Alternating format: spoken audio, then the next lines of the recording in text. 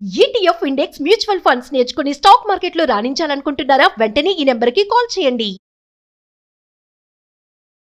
నమస్తే రమగారు. నమస్తే జయ. రమగారు, ఏదైనా తమాషా కథ చెప్పుకుందామండి. చెప్తాం. పూర్వం అంట ఒక ఊళ్ళో ఒక నాగన్న అని ఒక చెప్పులు కుట్టే అతను ఉండేవాడు.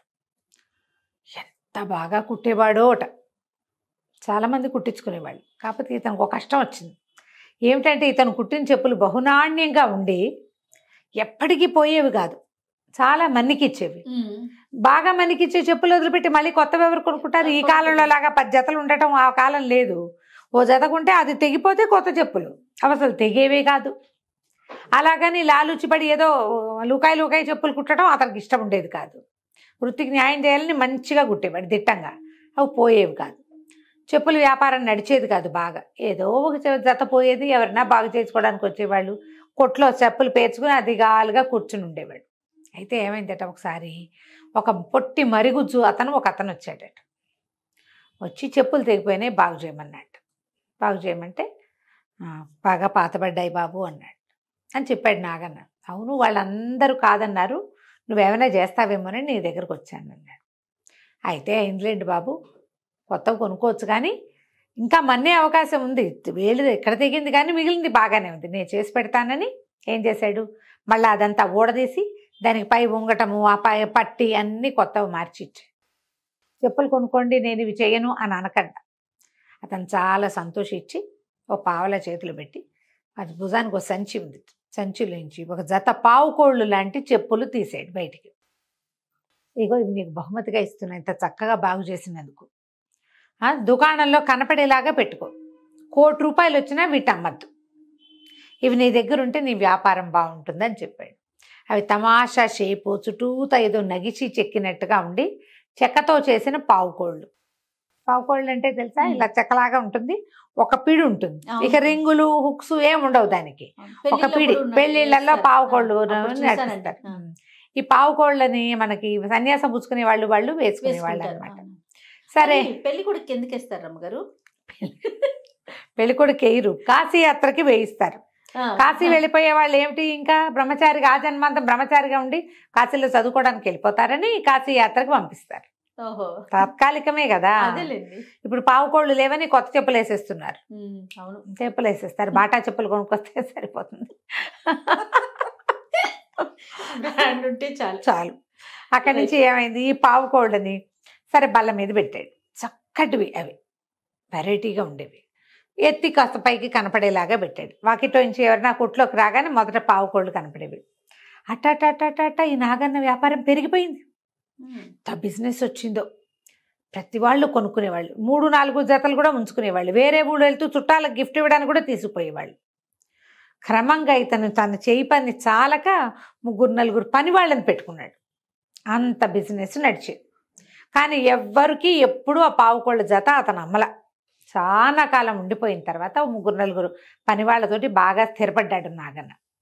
ఓసారి ఆ ఊరినేలే రాజుగారు కూతుర్ని వెంటేసుకుని బజార్లు తిరగబోయాడు, షికారు. బజార్ వెళ్ళారు. సరే ఏమైంది, ఈ చెప్పుల షాపులు చూసి నాన్న చెప్పులు కొనుక్కుందామని పెళ్ళి ఏం చేసింది, రాకుమార్తె వీడికి ఈయన కొట్టు మీద, ఈ నాగన్న కొట్టు మీద బండి దిగింది. రాజుగారు కూతురు ఇద్దరు దిగారు.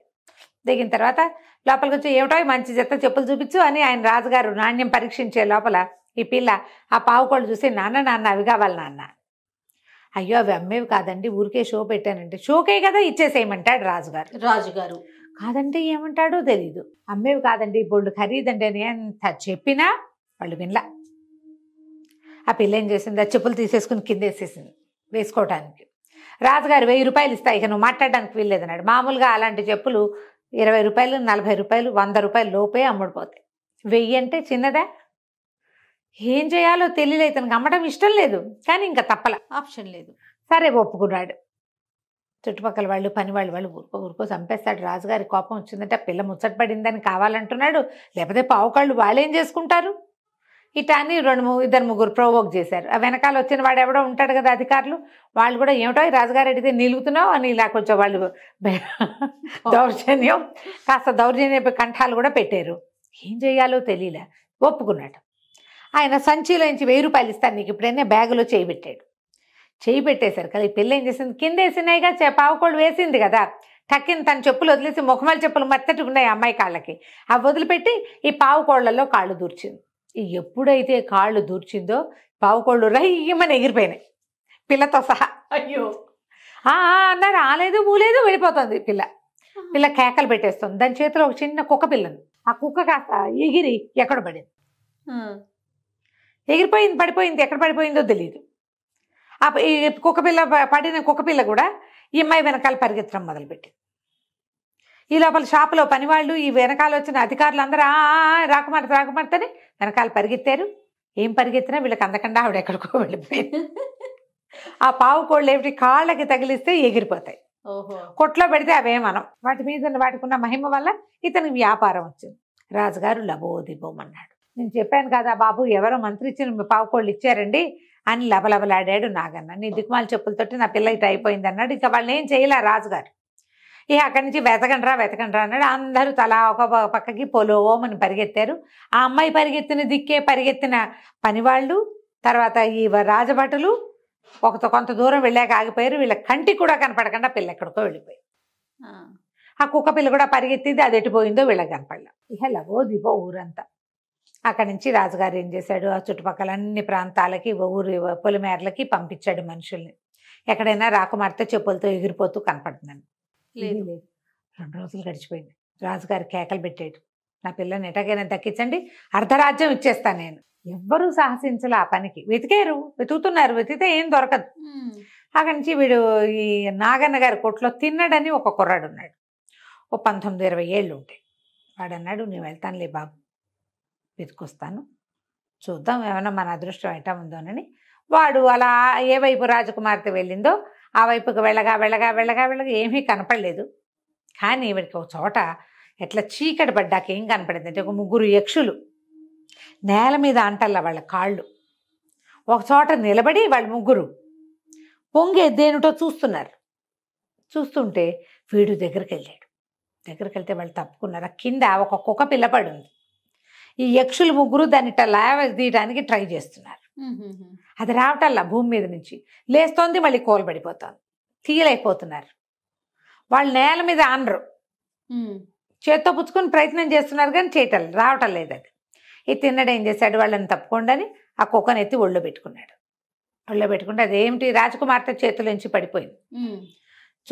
చూసేసరికి దాని కాలు ఏమిటో అడ్డదిడ్డంగా విరిగిపోయింది, గాయం, నుంచోలేకపోతుంది. అది కాలు లేదు, కొంచెం చిన్నపిల్ల అది. వీడు ఏం చేశాడు, తను వాడికి అంగీ లాంటిది ఏదో కట్టుకున్నాడు, చిన్న అంగాస్త్రం లాంటిది, ధోవతి లాంటిది, అది చింపి ఆ కాలు కొంచెం సరిచేసి దుమ్ము అంతా దులిపేసేసి కట్టుకట్టి కొంచెం నిలబడేలాగా చేశాడు. ఆశ్చర్యపోయారు వీళ్ళు యక్షులు. ఊరిని వీడి దగ్గర ఏదో ఇది మాయమంత్రం ఉందే, భలే చేశాడు, నుంచోని కుక్క పిల్లని నుంచోబెట్టాడు. సరే పద, నువ్వు కూడా మాతో పాటు మా రాజుగారి దగ్గరికి వెళ్దామని చెప్పేసి వెంబడి పెట్టుకు తీసుకెళ్ళేసరికి ఆ మంత్రాల రాజు దగ్గరికి వీళ్ళ యక్షుల రాజు దగ్గరికి తీసుకుపోయారు కుర్రాడిని, కుక్కపిల్లని. వాళ్ళు చాలా సంతోషించారు, బోళ్ళు బహుమతులు ఇచ్చారు, భలే బాగా చేసేవన్నారు. అక్కడి నుంచి కుర్రాడు అడిగాడు, మరి రాజకుమార్తె చెప్పులతో సహా మాయమైపోయింది, ఏమైందంటే అది మా పరిధిలోకి రాదు, అది మంత్రాలది, మంత్రాల మరిడమ్మ ఒకటి ఉంది, మరిడమ్మ దగ్గరికి వెళ్ళు అని చెప్పారు. దీన్ని వెతకడం కోసం నీకు ఒక మనిషిని తోడిస్తాం, రాకుమార్తెని వెతకడం కోసం. మరిడమ్మని వెతుక్కో, రాజకుమార్తెని వెతుక్కో. ఈ రాత్రికి ఇక్కడే పడుకొని రాత్రి కుర్రాన్ని చక్కగా భోజనం పెట్టి పడుకోబెట్టుకున్నారు. ఆ కుక్కను కూడా దగ్గరట్టు పెట్టుకున్నారు. మర్నాడు పొద్దునే వీడు కుక్క, తిన్నడు, ఒక యక్షకుర్రాడు బయలుదేరారు. ముందు రాకుమార్తె వెళ్ళిన దారి వైపు అంతా నడవగా ఈ మంత్రాల మరిడమ్మ ఉన్న ప్రదేశానికి వెళ్ళారు. వెళ్ళేసరికి ఆ మరిడమ్మ ఏం చెప్పిందంటే, ఒరే నాయన, అవి మా చెప్పులే మంత్రాలవి, అవి కాళ్ళకి వేసుకునేవి కాదు. ఆ మరుగుజ్జువాడు తన చెప్పులు బాగు చేశాడన్న ప్రీతితోటి నాగన్నకి ఇచ్చాడు. ఈ పిల్ల పొగరవతి పిల్లేమో అవి వేసేసుకుంది. ఇప్పుడు ఎక్కడుందంటే ఇక్కడికి దూరంగా ఒక అడవిలో చిక్కుబడిపోయింది, ఏవో పట్టేసుకున్నాయి కాళ్ళకి. ఆ చిక్కు విడదీస్తే పారిపోతుంది, మళ్ళీ వెళ్ళిపోతుంది. ముందు అమ్మాయి నుంచి చెప్పులు విడదీశాక చిక్కు విడదీయాలి. ఒక చోట ఆగి ఉంది, లేకపోతే ఆ మంత్రాలలో ఏదో ఉంది, అక్కడికి వెళ్ళిపోతుంది అని చెప్పింది. ఇప్పుడు మరి ఎటా చేయాలంటే ఈ మసలం ఏం చేసింది, సరే లోపలికి వెళ్ళి ఏవో బోళ్ళని మంత్రాలు చదివి ఒక దారపోగు నేసి వీడి చేతిలో పెట్టింది. ఈ దార పోగుని ఆ అమ్మాయి కాళ్ళకి అడ్డం పడి వాటికి. అప్పుడు ఆ మంత్ర కట్టు విడిపోతుంది, చెప్పులు ఊడొస్తాయి. లేదా చెప్పులు కూడా ఊడరావు ఆ అమ్మాయి కాళ్ళ నుంచి. ఇది అడ్డం, ఈ మంత్రం దాటితే చెప్పులు ఊడతాయి. అప్పుడు చెప్పులు తీసేసి రాజకుమార్తెని సెపరేట్ చేసేసి సరిపోతుంది అనేసరికి సరే అని అన్నాడు. అక్కడి నుంచి అమ్మాయి ఎక్కడుందో ఈ మంత్రాల మరిడమ్మ చెప్పింది. అది చెప్పిన దాని ప్రకారం యక్ష కుర్రాడు, మన తిన్నడు, కుక్కపిల్ల ముగ్గురు బయలుదేరి వెతుక్కుంటూ వెళ్తే ఒక పెద్ద చీమల దూరని చిట్టడివి, కాకుల దూరని కారడివి ఉంది అక్కడ. అవి మర్రి చెట్టు, తర్వాత ఇంకేవో 5-6 చెట్లు పెనవేసుకుపోయి ఒక చోట అంతా చిక్కు చిక్కుగా ఉంది. ఆ చిక్కులో చిక్కుకుపోయింది అమ్మడు. చెప్పులు ఇరుక్కుపోయినాయి అందులో. అది దాటలేక నుంచుందనమాట అక్కడ. అక్కడి నుంచి వీడేం చేశాడు, అది పైగా అంత ఎత్తుగా ఏం లేదు, కిందే ఉంది. ఈ దార పోగిచ్చింది కదా మా అమ్మ, ఆ దార పోగుని ఆ రాజకుమార్తె ముందు పడేసి కుక్క పిల్లని చూపించాడు. ఆ కుక్క ఒక్క ఉత్సాహంగా లేచి పరిగెత్తుకుంటూ వెళ్ళి చూపించేశారు. కల రాజకుమార్తెదే కదా, అది వెళ్ళి కాళ్ళు చేతులు నాకేసి, కుక్కలు అలాగే కదా చేస్తాయి, తోకాడిచ్చి గందరగోళంగా గోల పెట్టేసి. ఈ రాజకుమార్తె వెంటనే ఏమైంది, కుక్క మీదకి వెళ్ళింది ధ్యాస, చెప్పుల మీద నుంచి. ఈ దార పోగు దాటింది ఒక అడుగు. మామూలుగా అయితే అవి అట్లా దాటవు ఆ చెప్పులు. దాటేసరికి ఆ మంత్రకట్టు విడిపోయింది. విడిపోగానే అబ్బాయి పట్టేసుకుని చెప్పుల నుంచి అమ్మాయిని విడదీసేసాడు. అక్కడి నుంచి చెప్పులు చేత్తో పుచ్చుకున్నాడు, కింద పడిపోయింది. చెప్పులు చేత్తో పుచ్చుకుని అప్పుడు అమ్మాయికి తెలిసింది, తన ఇంటి నుంచి 5-6 రోజులు ప్రయాణం చేసి ఇక్కడ ఎక్కడికో వచ్చేసానండి. ఆకలేసి చచ్చిపోతుంది, పై ప్రాణాలు పైన పోయేలాగా ఉన్నాయి, కానీ అందులోంచి బయటపట్టాల. సరే ఏం చేశాడు, ఆ అమ్మాయిని కిందకి దించి అక్కడెక్కడో మంచినీళ్ళు ఉంటే అవి కాసిన తాగిచ్చి చెరువులోంచి 2 జామకాయలు కోసిపెట్టి ఆ యక్ష కుర్రాడికి బాయ్ చెప్పి ఆ అమ్మాయిని వెంట పెట్టుకుని మళ్ళీ వచ్చాడు ఇక్కడికి. బోళ్ళంత దూరం ఇదంతా నడవాలి కదా, ఏవో బళ్ళు గిళ్ళు దొరికిన వాటిని పట్టుకుని కుక్కపిల్లతో సహా రాకుమార్తెని ఇంటికి తీసుకొచ్చాడు.